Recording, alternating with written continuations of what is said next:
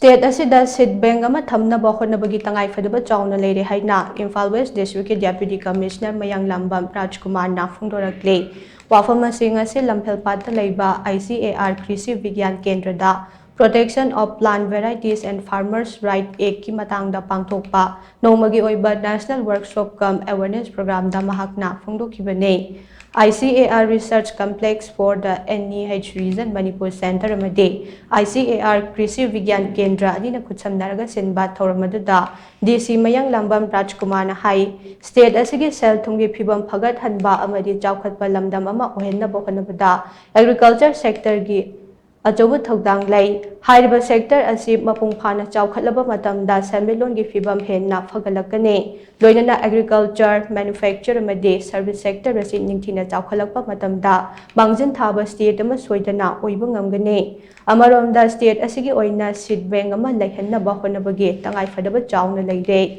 Seed bank leirabadi farmers singda kanaba amadi khudongchaba kaya piba ngamgani haina Rajkumar na makhata na phongdokhe.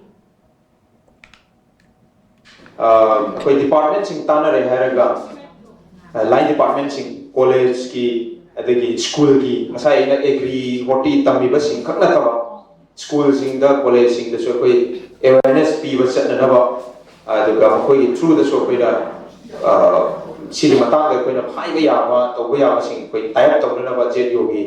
मतेंग लो रहे हैं रगा video Singh मतेंग लो रहे हैं रगा कोई मधु मस कोई प्लान तो सी अदगा here la kogi farmer sing sida makoi gi lejeriba right moi gi lejeriba moina specific oiba variety sing lei have the koi register ta hona ba koi ni hena kallaga thamona ba plus basi proposals choi choi da tawbiro seed bank adagi agri department da koi easy iraga masi ge koi seed bank Manipur gi oiba koi gi to an ba seed bank kama Thamnaba yade haji wakalon se koi kanji easy aduga hobam nairaga di no mantra no madi lakani Workshop adu pangthokpagi matangda KVK IMPHAL West District Senior Scientist cum Head Dr. Laisram Kantana haikibada farmers singna plant ki variety amade farmers right eke matangda ningthina khangbagi Tangai Phadaba lei Ek asina piriba kanaba sing ningthina khangduna tongan ba kanaba sing launaba farmers singna honagadabane Chandel Churachandpur Ukhrol Tamenglong IMPHAL West amade Bishnupur district tagi lakpa farmers singna saruk yariba workshop asida kanaba amadi soidana piba ngamgani haina mahakna makhata ke khoi gi generation singi thamhauba yaraba khoi gi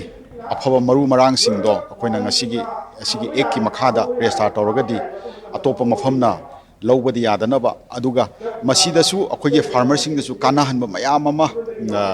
lakani kaino da hariba ek sigi amorom da hargadi masi akoige intellectual property right ki makhada lai masi hariba PBFRA se 2001 da parliament ek ki makhada minister of agriculture ki makhada hariba organization asi sansthan asi linkhat khibani hauji bauda restart tawgri se 8506 varieties sure aduga more than 19000 hena registration tawnabagi hujik office ta haji application submit tawdunu sulai aduga akhoigi Manipur da su asigumba awareness hana kharasu tawgre adugo hena tawnabagi damakta da ngasi akhoina